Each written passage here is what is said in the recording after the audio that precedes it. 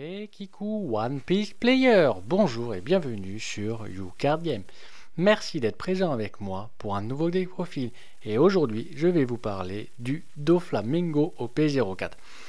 Donc, Doflamingo P04, c'est un deck qui a fait des très bonnes choses et qui fait toujours des très bonnes choses. Donc, un deck à ne surtout pas sous-estimer et qui est extrêmement fun à jouer. Donc, franchement, ne le sous-estimez pas. Vert violet, ça joue défensif, il y a plusieurs DL possibles, plusieurs façons de jouer possibles. Il a 4 PV, ça joue principalement quand même avec les events. Donc son effet c'est à la fin du tour, on set 2 de nos donnes rest et on les met actifs. Pour la decklist, elle est classique. On part avec 4 Sugar au P04, 2, 0, counter 1000. Deux effets. Le premier c'est pendant le tour adverse, une fois par tour. Si un joueur joue un personnage donc, et qu'il arrive en jeu, et si notre leader a le tic Donkey Shock Pirate, ce qui est le cas actuellement, on peut rester un des personnages adverses. Donc par exemple, si l'adversaire joue un personnage avec le Ross, il peut être rest. Donc très bien pour limiter les agressions. Par contre, il faut rest également la Sugar. Donc elle peut se prendre une salve d'attaque direct derrière. Et un autre effet, c'est on play. On peut rester un personnage adverse avec un coût de 4 ou moins. Donc très très bonne carte. On va jouer 4 Donkey Shock Doflamingo au P04, 10 000. On play, on peut choisir jusqu'à 3 personnages et ou leaders, donc un leader et 2 personnages, ou 3 personnages qui sont rest. Puis, ces personnages-là et ce leader, ou juste ces 3 personnages, tout dépend de ce que vous avez choisi, ne pourront pas se rendre actifs pendant la prochaine refresh phase de l'adversaire. Donc, très très bonne carte afin de freeze l'adversaire, de gagner un tour et de commencer à poser son gros papa pour dire à l'adversaire ok là je vais gagner des tours, maintenant ça va être compliqué de me l'étaler. Car si on bloque ne serait-ce que le leader et 2 personnages, ça veut dire que l'adversaire ne joue que plus sur 3 personnages qui pourront attaquer. Ou faire des effets qui demandent de reste le personnage. On continue avec 4 Baby 5 au P04, 1 1000, counter 2000. Alors cette carte là, elle est vraiment là que pour le counter 2000. Même si elle a un effet qui pourrait à la rigueur servir, réellement, je ne l'ai jamais utilisé que pour le counter 2000. Mais son effet, c'est à la fin du tour, on peut trash ce personnage là et prendre 2 de nos donnes rest et les rendre actifs. On va jouer 4 Baby 5 donc OP05, donc 1 1000 counter 1000. C'est le tierceur classique Donkey Shock Pirate. Activation, on peut payer un, on peut rest ce personnage, puis on regarde les 5 cartes de sa bibliothèque, on révèle une carte avec le type Donkey Shock Pirate, on la met dans notre main et on met le reste en dessous de la bibliothèque dans n'importe quel ordre. On va jouer 4 Viola au P10, 3 4000, counter 1000, bloqueur, on KO, donne-moi un. Si notre leader a le type Donkey Shock Pirate, ce qui est le cas actuellement, on peut ajouter un event purple de la trace dans la main. Donc très très bien pour pouvoir recycler nos events purple. On va jouer 4 Sugar au P10, donc elle est également une chercheuse classico Donkey Shock Pirate, 1 1000, counter 1000, Activate Man, on peut rester un don et ce personnage, on peut regarder les 5 cartes du dessus de sa bibliothèque, révéler une carte avec le type Donkey Shock Pirate, la mettre dans notre main et mettre le reste en dessous de la bibliothèque dans n'importe quel ordre. On va également jouer 4 Donkey Shock Doflamingo au P10, 8 9000. On play, donne-moi un. On peut jouer un personnage avec le type Donkey Shock Pirate et un coût de 5 ou moins depuis la main. Ce qui est fort avec ce personnage là, c'est qu'on peut même jouer les Donkey Shock Pirates qui sont verts, pas forcément que purple. Puis il a un autre effet, c'est opposant de tour pendant le tour adverse. Une fois par tour, on peut rester un de nos dons, puis prendre un don de nos Dendonk et le mettre sur son bataille actif.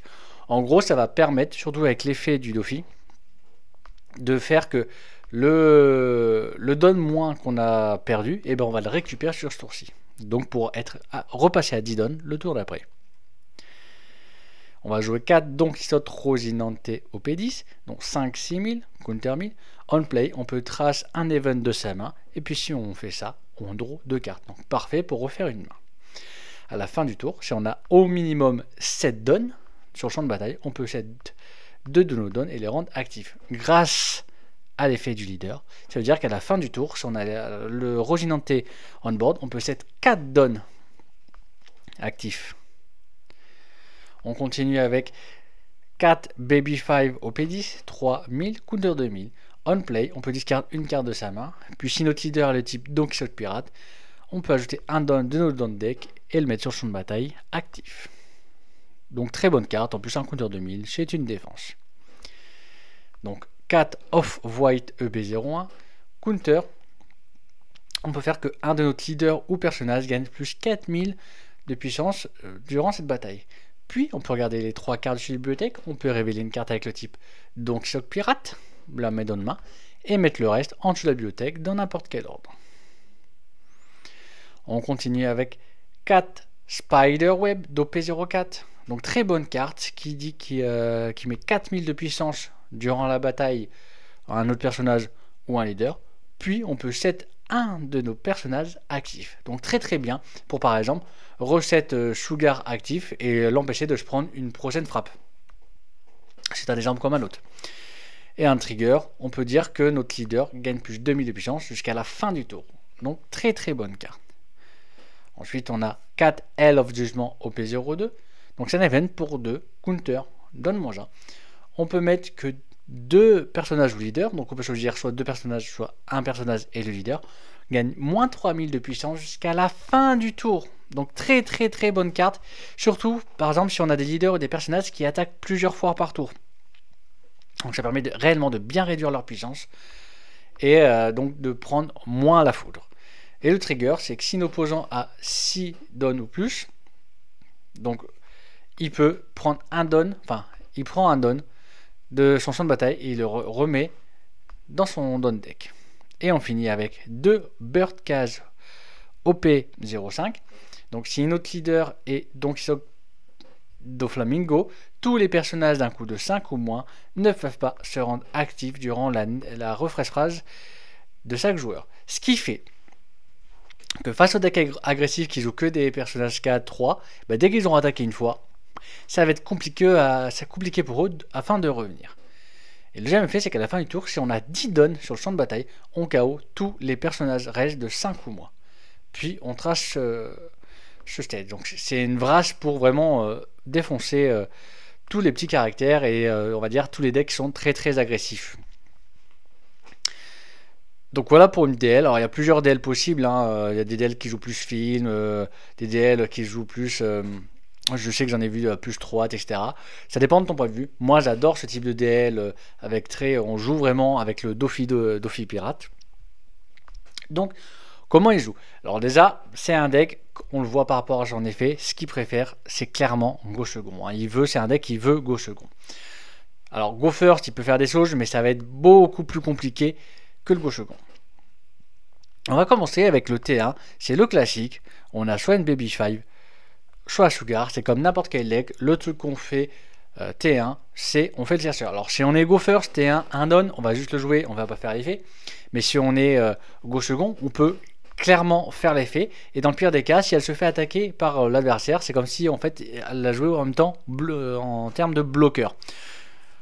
Donc c'est pas grave. Et ça nous a permis de chercher ce qu'on a besoin. On se refait la main. Le but c'est vraiment d'avoir les cartes qu'on a besoin pour pouvoir faire notre plan de jeu et avancer tranquillement dans la partie.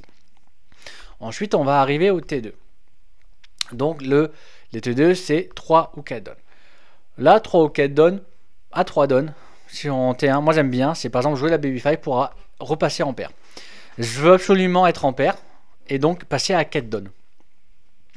C'est, on va dire, ma priorité pour pouvoir faire très rapidement le Dofi 8 et enchaîner sur les Dofi 10.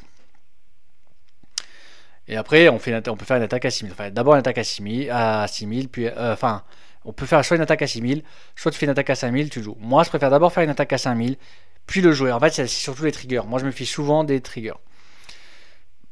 En Go Second, donc, ce que tu peux faire, clairement, c'est refaire par exemple une B5 ou une Sugar. Faut pas hésiter à le faire à ce moment là.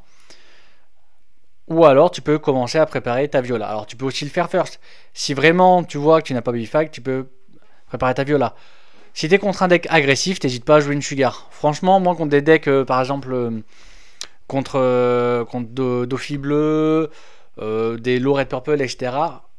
Enfin, low red purple, low red green, parce que low red purple, normalement en standard, vous n'êtes pas censé le voir. Ben, j'aime bien jouer aussi Sugar afin de pouvoir bloquer, on va dire, les adversaires, les attaques adversaires. Parce qu'il y a, en fait, si tu commences à être très agressif, à jouer plein de persos, tu vas commencer à les rester et moi derrière, je vais pouvoir commencer à les attaquer.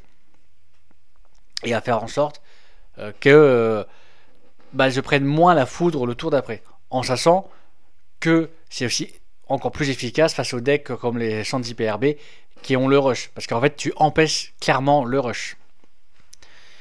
Donc ensuite, on va passer au T3. Donc T3, à ce moment-là, si tout se passe bien, go first, avec elle, tu es à 4 donnes, donc c'est 6 donnes. Clairement, à partir du T3, tu es à 6 donnes. 6 donnes. Là, moi, ce que j'aime bien, c'est pareil, j'hésite pas à refaire des baby 5. Parce qu'en fait, tout va jouer sur les 8 donnes. 8 donnes et plus. Alors, si j'ai par exemple 2 Dofi en main, je peux un 2 Resident Evil 1, je peux en jouer un. Pour pouvoir faire, par exemple, pour trash un de mes events et draw 2. Clairement. Ça, j'hésite vraiment pas à le faire. Après, des fois, je peux aussi juste en jouer un pour le tour. Alors, je peux en jouer un pour le tour d'après. Et pour sur une Dofi, moi je devais jouer une Sugar ou par exemple une Viola. C'est clairement possible aussi. Même si je préfère sur Dofi, à ce moment-là, jouer le Rosinante et pour être sûr d'avoir mes 4 donnes. Mes 4 donnes d'actifs. Ça va dépendre de la situation et tout. Alors, en sachant que faut vraiment pas hésiter à faire. Moi, je sais que faut pas hésiter à faire les off-white et les spider web. Je déconseille un peu de faire le jugement dès le début, attendre d'avoir les 10 donnes afin de vraiment ne pas être très contraignant sur le donne-moi. Et c'est là où on va plus s'amuser, ça va être le T4, les 8 donnes. Donc les 8 donnes, clairement ce qu'il faut, c'est pour ça que les Baby 5 et Sugar sont très importantes, n'hésite pas à les faire en boucle. Elles vont servir clairement à faire le Rosinante. Le Dokisog, excuse-moi. Parce qu'en fait le Dokisog, tu playes pour 8, tu fais donne-moi 1. Tu joues le Rosinante, tu fais effet de Rosinante, tu traces ton event, tu draw 2. Si vraiment tu peux ou tu en as envie, parce que des fois tu n'as pas vraiment envie. Et en faisant ça, donc tu refais ta main, puis après c'est fin de tour. Fin de tour, donc tu as effet d'Ophi de donne, tu as 7 donnes, effet de Rosinante de donne. Donc là tu as 4 donnes qui se rendent actifs. Et c'est à ce moment-là que tu peux t'amuser à faire les events en boucle. Ensuite, pendant le tour adverse, tu le fais, l'effet, tu restes un don et tu récupères ton don actif. Et tu reviens à... Alors, tu as toujours 4 dons actifs et tu reviens surtout à 8 dons grâce à son effet. Grâce à l'effet du Rosinante. Oh putain, je dis, excusez-moi, j'arrête pas de dire Rosinante. J'ai Rosinante en tête, mais c'est le Dokisog do Flamingo. C'est les frères. Les frères. Donc, et là, donc tu repasses à 8 donnes et tu as 4 donnes actifs. Et en fait, avec les 4 donnes actifs, tu peux enchaîner encore plus facilement les off-white et les spider web. En sachant que ça va peut-être plus spider web et off jugement. En sachant que off-white, moi ça m'arrive souvent de le faire en début de game afin de vraiment d'aller chercher mes Dofi 10. Ce que je veux en late game, en fait, ce que je veux, c'est enchaîner les Dofi 10. C'est faire un Dofi 8 et soit un Rosinante 5 et après enchaîner mes Dofi 10. Et grâce à Rosinante et mon effet leader, je vais pouvoir rendre actif mes dons pour enchaîner mes autres events. Donc là tu vas pouvoir enchaîner, mais je t'évite pareil. Je continue toujours, t'évite de jouer enfin tu peux jouer, t'évites de jouer ce Hell of Judgment parce que moi je veux absolument avoir mes dons pour le Dofi 10. Et en fait c'est quand on va arriver au T5, au 10 dons, là ce que tu veux c'est enchaîner les Dofi 10. Les Dofi 10 et après tu fais fin de tour, tu as 2 donnes et 2, tu passes à 4 donnes. Donc ce que tu peux faire clairement c'est même un Hell of Judgment pour réduire la puissance d'un leader quand tu t'attaques par exemple du personnage ou du leader qui t'attaque plus à un autre personnage. Donc donne-moi un. T'as ta Viola, si elle est là, qu'elle n'a pas été KO et tout, tu utilises son bloc, tu bloques, KO, tu fais effet on KO. Effet on KO, tu récupères 12 of Judgment. Donc là, à ce moment-là, ce que tu peux faire, c'est un effet du Doflamingo au P10 pour récupérer un des 2 dons que tu as perdu, parce que je rappelle que là, tu as fait un don -1. Don -1, donc tu as don -2. Donc avec lui, tu fais son effet, tu récupères ton don. Donc tu repasses à 9 dons. Et tu récupères actif, donc tu as toujours 2 dons actifs. Et là, tu peux refaire le Hell of Judgment. Et en fait, avec un seul of Judgment, tu as pu l'utiliser 2 fois dans la partie. Grâce à Viola. Tu as ce genre de choses qui est clairement possible. Il faut savoir aussi que j'ai pas dit, mais par exemple, autour des Sidon, tu as aussi la Birdcast qui peut être jouable. Surtout si tu affrontes un deck par exemple qui est très agressif, la Birdcast c'est vraiment pas déconnant de la jouer. Et si tu affrontes un deck agressif, tu attaques d'abord les personnages adverses. Tu vas vraiment éviter de prendre le fouet sur le leader si tu as énormément de personnages et que tu peux prendre vraiment la foudre derrière. Tu attaques d'abord les personnages. Tu attaques vraiment les leaders qu'à la fin. Que vraiment quand tu es sûr de ne pas pouvoir prendre la foudre. Et franchement, autour des Sidon, tu n'hésites pas s'il y a besoin de jouer la Birdcast. Elle est là vraiment dans ce genre de situation. Et je rappelle qu'il y a quand même 8 chercheurs qui sont là vraiment pour faire ta main. Donc, ce qui est compliqué en fait avec le Dofi, c'est que tu as vraiment le tour des 3-4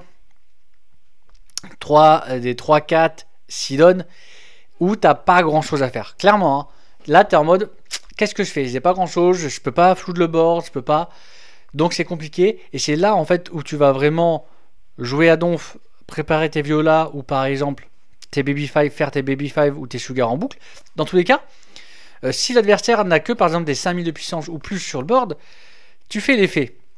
Tu vas chercher ce que tu as besoin de chercher, mais en plus de ça, il va pas la laisser en vie. Donc forcément, je récupère un baby 5, mais je parlais de celle-là. Donc forcément, ça va servir également de bloqueur. Donc c'est une attaque en moins que tu subis sur toi. Et t'hésites pas en début de game si tu as à te défendre avec les off-void pour aller chercher ce que tu as besoin. Parce que ce que tu veux absolument faire, c'est à tes 8 dons le Dofi OP10 qui joue le Roginanté pour avoir tes 4 dons et avoir tes gros body. Et qu'à partir donc, des 10 dons, jouer le Dofi 10, bloquer l'adversaire. Et l'idéal après c'est d'enchaîner les Dofi 10, clairement. Parce que si tu enchaînes les Dofi 10, sur ne serait-ce que le leader et un personnage adverse, ça fait très très mal. Et ton Dofi 10 qui peut attaquer, t'attaques un personnage par exemple. Imagine il y a plein de personnages qui ne peuvent pas être... plein de personnages qui ne peuvent pas... Tu peux pas tous les bloquer hein, sur le... Tu peux pas tous les bloquer. Donc parce qu'il y en a trop, et là, il suffit de 4 personnages et le leader. Tu bloques 2 personnages, et par exemple, et le leader, il te reste 2 personnages, bah, tu essaies d'attaquer un avec le leader, l'autre avec le Dofi 10, et tu n'hésites pas même à l'attaquer avec le Dofi 9. En fait, tu vas vraiment comme ça, petit à petit, tu vas essayer d'essouffler l'adversaire en attaquant ses personnages, et en le bloquant. Et une fois que tu es vraiment en sécu, là tu attaques les PV adverses. Donc voilà comment on peut appréhender le Dofi d'OP04. Donc c'est un deck qui est vraiment fun, qui fait des choses, qui n'est clairement pas à sous-estimer, avec plein de DL différentes. Dites-moi ce que vous en pensez, si vous l'avez joué, si vous voulez le jouer, si vous avez aimé le jouer, aimé l'affronter, ou alors pas du tout aimé le jouer ou l'affronter, hein, on ne sait jamais. Dites-moi tout en commentaire en dessous de la vidéo. En tout cas, moi je vous remercie fortement de m'avoir regardé et je vous souhaite une agréable journée.